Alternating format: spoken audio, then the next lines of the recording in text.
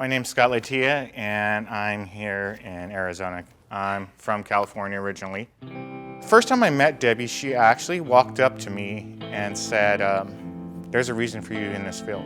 We talked on phone and Facebook back and forth, but she actually walked up to me and said, there's a reason for you in this field. Around Halloween time, there was an event at the Copper Queen Hotel in Bisbee, Arizona.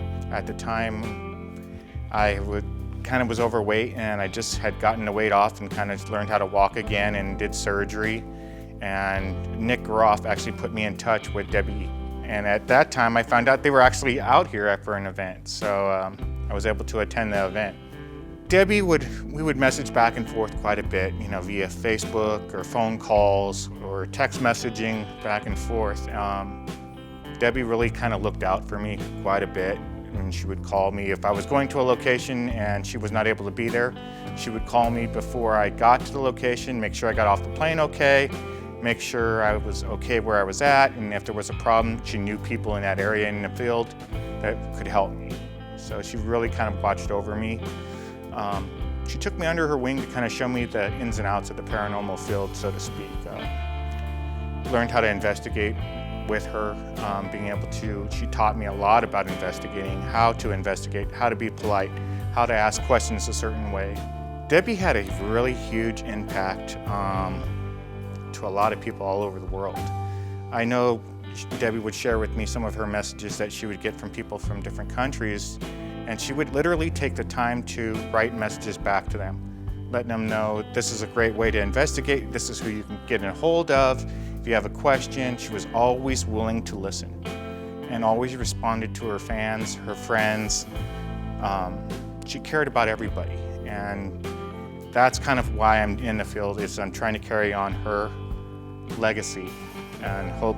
I know I'll never be able to fill her shoes, but hope that I'll be able to carry on her message. I remember when I was at the Valeska Axe murder house, I just happened to have surgery. I still had the stitches in my back. She would make sure that I was able to get up and down the stairs okay. When I was at Ohio State Reformatory and she was there, she made sure I got back to the hotel okay. She made sure I got up and down the stairs okay, because at that time I still couldn't walk 100%.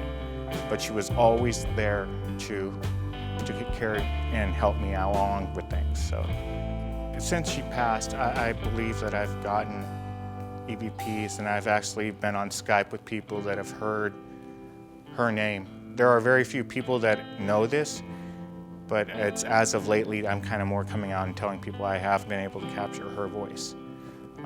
I've shared it with a number of people privately, but it's a message that I believe that we have to have an open heart, and she had an open heart, and I think that's where she wants this field to go, is where we're all together in this, and we're trying to find out what's the next step in life. I know that it's rough for Deb. I can't explain the day that when she passed away that I would get her EVP across. We did the memorial for her, I think a week after her passing, and we actually did a video to tribute my mother and I. And it's like losing somebody that looks after you. It's difficult. And I try to do that with everyone else, I guess, in the field. I try to look after them as much as I can. I try to help them in some way, and I believe that that's what drew us together.